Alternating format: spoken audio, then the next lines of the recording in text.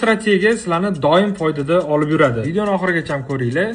Sizlarga bozordagi eng muhim 3 ta narsani o'rgataman. Savdoga kirish, qo'shimcha bitim ochish, ya'ni dalivka, uchinchisi savdodan chiqish. Bitta narsani aytib o'tib ketdik, hech qachon hech qaysi bir strategiyani 1 yil davomida tajribamdan o'tkazib, bozorda qo'llab, o'zim foyda olmagunimgacha sizlarga video qilib o'rgatmayman. Bu degani, bu strategiyani ishlatsanglar bo'ladi. Videoga like bosib, menga obuna bo'lib qo'yinglar. Tradingni men bilan birga tez va oson o'rganasiz. Sizlarga birinchi o'rinda mana shu indikatorni o'rnatib olish kerak bo'ladi.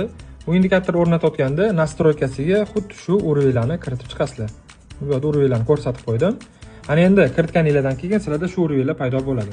Endi bu yerda 10-20 urovin bizada qizil zona, ya'ni buy zona hisoblanadi. 80-90 zona bizada qizil sell zona hisoblanadi. O'rtada bizada 50 urovin bor.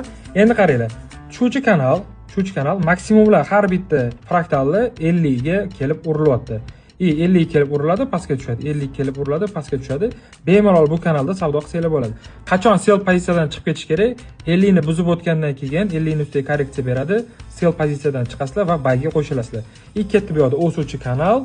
Har bitta minimumlar mana korreksiya berilgan nuqtalar bu yerda 50 zonani ustiga uriladi.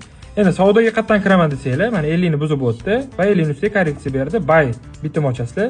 Stop loss minimumga qo'yasizlar. Maksimum probit qildi va korreksiya berdi, yana 50 ni ustiga tushdi. Yana bu yerda dalivka qilasizlar. Maksimum probit qildi, yana 50 ni ustiga korreksiya berdi va bunga tushdi. Endi yana dalivka qilasizlar. Qachonki bozor 50 zonani buzib o'tgandan keyin savdodan buy bitimlarni yopib chiqib ketsanglar bo'ladi. Endi bozor hozirgi holatini oladigan bo'lsak, narx 4256 da turibdi. Endi mana bu yerda bizada kanal bor. Minimumlarga e'tibor beringlar. Mana 3 ta 4 ta minimum. RSI'da 50 zonani ustida turibdi bizada. Har bitta minimumdagi korreksiya bu yerda 50 zonaga korreksiya beryapti. Endi hozirgi holatda bu yerdan buyga risk qilib, bemalol kuzatsanglar bo'ladi. Agar 50 zonani buzib o'tadigan bo'lsa, o'sha buy bitimlarni yopasizlar.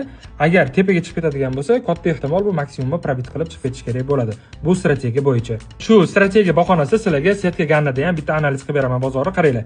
Bu yerda bizada start olyapti. Agar hozirgi 4 soatlik time frame bo'yicha buyga yurib ketadigan bo'lsa, idealni bizada mana ganna setkamiz bo'yicha zonada turibdi.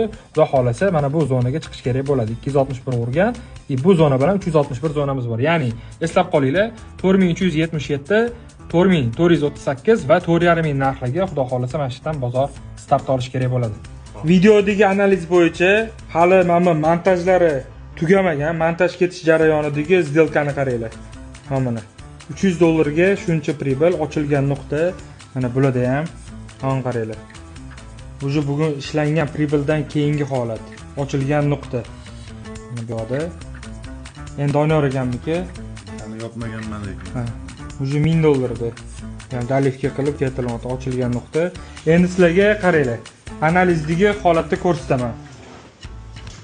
Mana boya berilgan videodagi signal, ya'ni 50 ni ustiga berdi, RSI ishlab berishini ko'ringlar.